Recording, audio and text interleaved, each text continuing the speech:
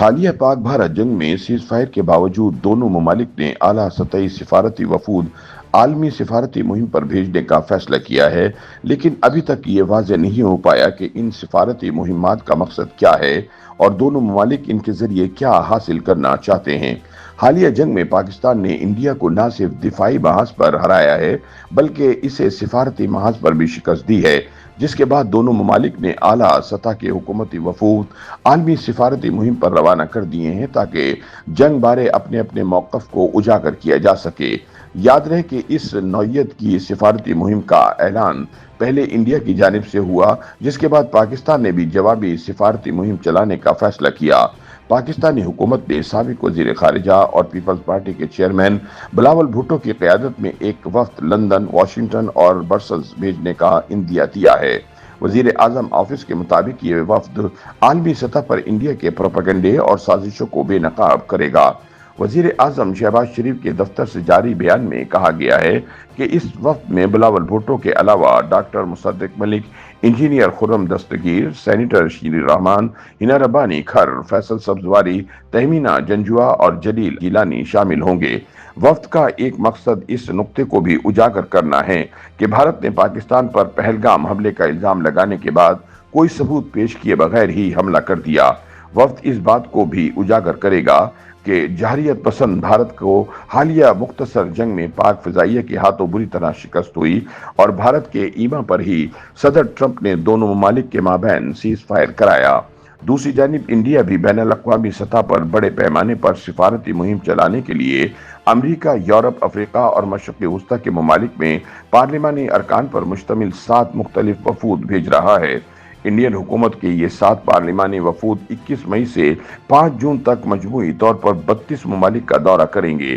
ان وفود کی روانگی سے قبل انڈیا سیکرٹری خارجہ وکرم مسری نے پہلگام حملے اور اس کے بعد ہونے والے فوجی ٹکراؤ کے مختلف پہلوؤں کے بارے میں ان پارلیمانی رہنماؤں کو بریف کیا۔ یہ سفارتی مہم ایک ایسے وقت میں چل رہی ہے جب انڈیا کے اندر حکومت کو کئی سوالات کا سامنا بھی ہے۔ ایسے میں یہ سوال بھی اٹھ رہا ہے کہ آیا انڈیا کی اس سفارتی مہم کا مقصد اپنے خلاف تنقید کو دبانا ہے یا پھر واقعی یہ عالمی سطح پر پاکستان کے خلاف کسی قسم کی کامیابی حاصل کر سکتی ہے؟ یہ سوال بھی اپنی جگہ اہم ہے کہ پاکستان کی جوابی سفارتی مہم کس حد تک انڈین مہم کا مقابلہ کر سکے گی۔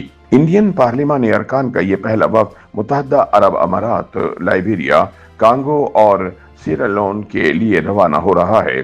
کانگریس کے رہنما ششی تھرور جس وفد کی قیادت کر رہے ہیں وہ امریکہ، پاناما، گیانا، برازیل اور کولمبیا کا دورہ کرے گا۔ یہ وفد 25 مئی کو گیانا سے دورے کا آغاز کرنے والا ہے۔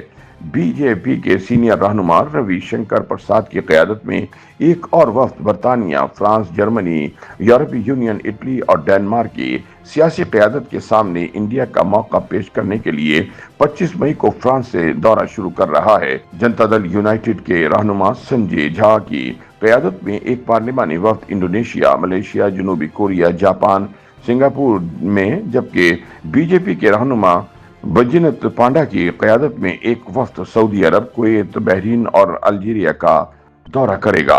انڈین وزارت خارجہ کے مطابق ڈی ایم کے کی رکن پارلیمان کانی موزی سین یونان، سلوینیا، لٹویا اور روس جانے والے وفد کی قیادت کریں گی۔ این سی پی کی رہنما سپریا سولے کی قیادت میں ایک انڈین پارلیمانی وفد مصر، قطر، ایتھوپیا اور جنوبی افریقہ کا دورہ کرے گا۔ انڈیا نے یہ سفارتی مہم ایسے وقت میں شروع کی ہے جب اپوزیشن جماعتیں پاکستان اور انڈیا کے درمیان ہونے والی جنگ بندی اور لڑائی میں ہونے والے ممکنہ نقصانات کے بارے میں بی جے پی حکومت سے سوالات کر رہی ہیں۔ کانگریس کے رہنما راہل گاندھی کئی بار یہ پوچھ چکے ہیں کہ اس لڑائی میں انڈین فضائیہ کا کتنا نقصان ہوا اور آیا کوئی جہاز گرایا تھا یا نہیں۔ انہوں نے وزیر خارجہ ایس جے شنکر کے اس بیان پر تنقید کی تھی جس میں انہوں نے کہا تھا آپریشن سندور شروع ہونے سے پہلے پاکستان کو اس بارے میں بتا دیا گیا تھا۔ کانگریس کے طلبہ ونگ نے اسی دوران وزیر خارجہ ایس جے شنکر کی رہائش گاہ کے باہر ایک مظاہرہ بھی کیا جہاں وہ اپنے ہاتھوں میں پوسٹر لیے ہوئے تھے جن پر لکھا تھا کہ آپ نے آپریشن سے پہلے پاکستان کو اطلاع کیوں دی۔ कांग्रेस ने इस पर भी एतराज किया था कि सिफारती मुहिम के लिए हुकूमत ने सियासी जमातों से पूछने की बजाय खुद ही पार्लिमानी अरकान का इंतखाब कर लिया। वाज़ेह रहे कि कांग्रेस की जानिब से चुने जाने वाले शशि थरूर ने पहलगाम हमले के बाद अपनी पार्टी से अलग मौक़िफ़ इख्तियार कर रखा है। उन्होंने बेशतर मौके पर हुकूमत की हिमायत की है और एक मरहले पर यह कयास आराइयां भी की जाने लगी थीं कि क्या वो बीजेपी में शामिल होने वाले हैं, लेकिन उनका कहना था कि इंडिया एक जमहूरी मुल्क है और वो अपने ज़ाती ख्यालात का इजहार कर रहे थे, जो बकौल उनके ज़रूरी नहीं कि पार्टी के मौक़िफ़ से मुताबिकत रखते हों। याद रहे कि शशि थरूर खारिजा अमूर से मुतालिक पार्लिमानी कमेटी के सरबराह भी हैं। भारत में सियासी तज्जियाकारों का कहना है कि आल पार्टीज वफूद भेजने का मरकजी मकसद इंडियन अपोजिशन जमातों खुसूसन कांग्रेस को बेअसर करना है, जिसने जंग में शिकस्त के बाद मोदी को आड़े हाथों ले रखा है।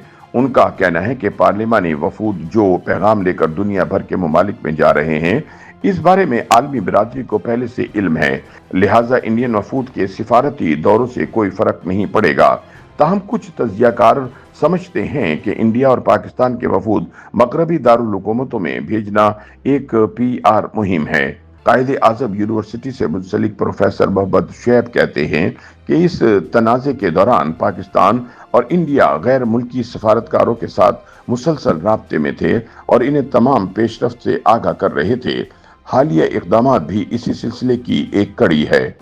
YouTube पर गूगली न्यूज देखने के लिए youtube.com की सर्च बार में गूगली न्यूज TV टाइप करें। गूगली न्यूज के पेज पर सुर्ख रंग के सब्सक्रिप्शन वाले बटन पर क्लिक करना ना भूलिए। YouTube पेज पर अपलोड होने वाली वीडियोस से बाखबर रहने के लिए बेल आइकन पर क्लिक कीजिए। आपको हर नई वीडियो के बारे में नोटिफिकेशन मौसूल हो जाएगा।